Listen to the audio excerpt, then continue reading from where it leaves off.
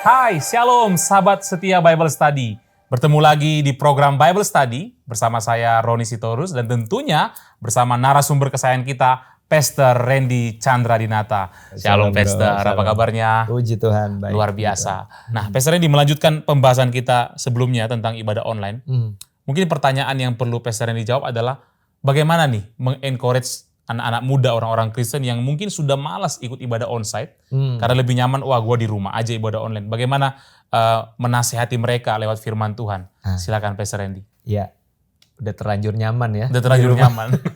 Nah, itu memang mungkin yang pertama perlu teman-teman anak-anak muda ketahui adalah bahwa manusia itu sudah didesain oleh Tuhan untuk hidup berkomunitas. Dia adalah makhluk sosial. Makanya waktu di kisah penciptaan, ketika manusia itu jatuh dalam dosa di Kejadian pasal 3, sebelum kejatuhan manusia, Tuhan bilang apa? Semua diciptakan baik, bahkan amat baik. Tetapi ada satu yang tidak baik.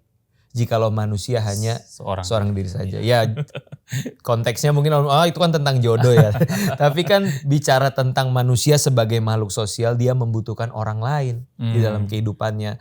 Nah, teman-teman selama 2-3 tahun masa pandemi ini ya, 2-3 tahun ini kan setiap kita merasakan gak sih bahwa aku nih gak bisa sendiri sebenarnya. Iya. Aku membutuhkan pertolongan orang lain di dalam kehidupanku. Apalagi udah masuk ke dalam sisi kerohanian, kita pun butuh orang lain, butuh sahabat dalam Tuhan, butuh mentor, butuh pendeta di dalam kehidupan kita. Aku rasa itu yang perlu kita sadari gitu loh. Dan teman-teman juga perlu menyadari bahwa segala sesuatu yang sifatnya online itu juga seringkali kan hanya kelihatan baik-baik saja itu di layar ya. Tapi sebenarnya mungkin keadaan hatinya lagi tidak baik-baik saja. Dia sedang rapuh, dia sedang punya banyak pergumulan. Waktu kita bertemu secara langsung, kita bisa melihat gesturnya, kita bisa lihat mimik mukanya secara langsung. Mungkin kita baru bisa ketahuan, oh ini orang kayaknya butuh pertolongan deh. Dia butuh ditemenin deh. Nah, aku pikir ini yang perlu teman-teman semua sadari gitu. Dan bersyukur beberapa waktu yang lalu kira-kira 2 tahun masa pandemi itu keluar satu survei dari penelitian di GBI bahwa berapa banyak sih presentase orang yang anak-anak muda yang pengen datang ke ibadah onsite. Dan ternyata jawabannya 90%. Wow. Mereka merindukan ibadah onsite gitu. Jadi aku pikir teman-teman yang masih di rumah, ayo mulai jangan mager ya, bangkit dari tempat tidurmu ya. Siapa tahu nanti ketemu pasangan hidup kan secara onsite. Asik. Atau Pastor ini mungkin beberapa gereja akhirnya membuat satu solusi begini. Udahlah daripada kita repot, udah gak usah ada ibadah online aja. Nah, menurut Pastor ini gimana? Apakah ibadah online sebaiknya ditiadakan aja supaya semuanya ya udah mau nggak mau datang ke gereja gitu. Bagaimana Pastor? Tadi balik lagi ke pembicaraan kita di awal ya, bahwa kita ini sedang menghadapi satu kemungkinan peluang yang sangat besar ya, bonus demografi. Lalu bagaimana penjangkauan via online itu sedang marak-maraknya. Ya, bukan cuma Kristen kok, banyak kepercayaan-kepercayaan lain pun sudah sangat memanfaatkan sosial media dengan masifnya. Lalu sangat disayangkan kalau karena kita merasa semua sudah aman, sudah tidak pandemi lagi, sudah dicabut PPKM-nya, akhirnya kita semua rame-rame beralih ke online lalu balik ke onsite dan membuang online-nya. Nah, aku pikir di sini artinya apa? Kita jangan secara frontal membuang online, tapi kita belajar untuk memadu-madankan. Ada mix and match di dalam kita menjalani pelayanan ini. Ya, istilahnya adalah pelayanan hybrid kan. Hybrid. Ya, onsite iya, online juga iya. Gitu. Misalkan nih contoh-contoh simple. Kita yang bergerak di bidang pelayanan, lalu biasa kan pengurus mengadakan rapat ya. Nah, zaman sekarang emang macet kan nggak bisa dihindari. Daripada kita jauh-jauh ya kan ngumpul di satu tempat buat rapat, kenapa nggak meetingnya via online gitu kan? Itu bisa menghemat waktu. Kita punya keseimbangan hidup, balancing dengan mungkin keluarga, dengan pekerjaan dan sebagainya, itu kan bisa lebih baik. Ya, jadi apa yang bisa dilakukan secara online, lakukanlah itu, tetap lakukan gitu. Tapi apa yang memang harus dilakukan secara onsite, ya tetaplah lakukan itu secara onsite gitu. Jadi dua-dua ini aku rasa nggak perlu dibenturkan sebenarnya. Ini bisa berjalan beriringan gitu. Lagian sayang bro, udah investasi mahal-mahal, beli green screen, ya kan, beli kamera, masa dimasukin ke gudang sayang. Betul juga ya, Pastor. Jadi biarlah ibadah online tetap ada, betul. Ya, tapi anak-anak muda, semua orang Kristen datanglah ibadah onsite selagi bisa. Betul.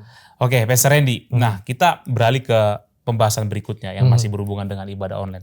Kan kita tahu Pastor sejak adanya ibadah online, itu kayaknya pilihan tempat ibadah itu banyak ya. Waktu kita belum bisa onsite nih, misalnya saya buka di YouTube gereja A, wah pengkhotbahnya kurang enak nih, gitu kan. Tetap ganti ke B. Wah ini kayaknya pengkhotbahnya kurang dalam nih, ganti ke C gitu. Jadi secara nggak langsung sebenarnya kita kan sedang pindah-pindah gereja ya. Nah itu secara online. Tapi sehubungan dengan itu kita coba hubungan ke dalam ibadah onsite. Sebenarnya orang Kristen itu boleh nggak sih Pastor Randy berpindah-pindah gereja? Karena mungkin dia tidak puas dengan satu gereja, dia pindah ke gereja lain. Bagaimana kata Alkitab tentang ini, Pastor? Iya, tentunya kita didesain untuk memiliki satu komunitas keluarga rohani, ya tentunya di dalam gereja lokal kita, dan kita perlu untuk tertanam di sana. Nah mungkin di dalam fase kehidupan kita ada di momen di mana kita sedang mencari-cari di mana sih kira-kira rumah yang tepat untuk aku bisa bertumbuh. Nah itu nggak masalah sih, maksudnya dikasih waktu untuk lihat gereja A, lihat gereja B, GJJ gitu kan, gereja jalan-jalan gitu kan. Tapi ya nggak mungkin dong seumur hidup dia akan selalu berjalan-jalan. Dia harus menemukan rumah yang tepat, lalu dia bertumbuh di situ. Ya ibarat seperti tanaman nih, tanaman di satu pot bunga, dia baru ditanam, baru mau bunganya mekar, belum berbuah nih, baru mau bunganya mekar, udah dicabut lagi. Pindahin lagi ke pot bunga yang lain, dan itu yang mengakibatkan pertumbuhan rohani pun tidak bisa maksimal di dalam kehidupannya. Tapi di sisi lain memang jemaat yang istilahnya tuh one click away ya, hanya dengan satu klik bisa jajan ke gereja sini, bisa lihat gereja sini gitu. Itu sedikit banyak aku pikir juga bisa menjadi sebuah koreksi ya bagi gereja. Dalam arti gini, kalau selama ini pelayananku kurang maksimal, let's say misalnya aku seorang pendeta, khotbahku itu aja. Ya kan, mikir udah jemaat gue setia kok, tahu kok mereka. Tapi giliran ditonton secara online, waduh kalau khotbah minggu ini udah yang ini, minggu depan sama, malu dong. Nah akhirnya dia mulai mengupgrade diri kan. Akhirnya dia mulai, oh iya ada yang harus aku perbaiki. Mulai dari cara berkhotbah, model pelayanan dan sebagainya. Aku pikir itu bisa menjadi sebuah trigger bagi para pelayan Tuhan yang ada di gereja untuk mengupgrade diri. Nah tapi yang satu lagi yang terakhir yang menurutku ini gak kalah penting. Ketika kita datang ke gereja, lalu mulai berkomitmen untuk tertanam di satu gereja tertentu, jangan hanya berpikir bahwa aku datang ke gereja ini untuk kebutuhanku secara pribadi. Tapi mulailah mengubah mindset kita bahwa aku diberkati oleh Tuhan untuk menjadi berkat. Ya, aku sudah diberkati nih oleh gereja. Bagaimana aku bisa hadir juga untuk menjadi berkat bagi gereja? Nah, ada satu ayat di Alkitab yang menggambarkan bahwa keberadaan kita itu harusnya menjadi berkat, berfungsi di tengah tubuh Kristus. Di 1 Petrus pasalnya yang kedua ayat yang kelima. Dan biarlah kamu juga dipergunakan sebagai batu hidup untuk pembangunan suatu rumah rohani, bagi suatu imamat kudus, untuk mempersembahkan persembahan rohani yang karena Yesus Kristus berkenan kepada Allah. Dan saya suka ketika Alkitab itu menggambarkan bahwa gereja itu layaknya seperti tubuh. Ya memang tubuh Kristus itu sifatnya interdenominasi, lebih global lagi gitu. Tapi saya percaya prinsip yang sama juga berlaku di gereja lokal. Di mana Kristus adalah kepala dan kita masing-masing adalah anggota tubuh dengan fungsinya masing-masing. Nah bayangkan jika di dalam tubuh kita ini ada satu bagian organ tubuh yang fungsinya sangat penting. Lalu oleh karena kita yang suka pindah-pindah tadi, berpikir udahlah gue udah gak dapet kenyamanan, udah gak dapet benefit di gereja ini, lalu aku pindah. Jangan-jangan lu berfungsi sebagai ginjal. Iya gak? Di dalam tubuh Kristus itu. Atau lu mungkin jantung. Kan repot nyari gantinya gitu kan. Ya kalau bisa cepet ya bagus, tapi kalau enggak kan menderita juga. Ya. Artinya kita mesti menyadari bahwa keberadaan kita sebagai orang Kristen jangan cuma berhenti sampai aku mau diberkati. Tapi mulailah untuk berpikir apa yang bisa aku lakukan untuk aku jadi berkat buat banyak orang.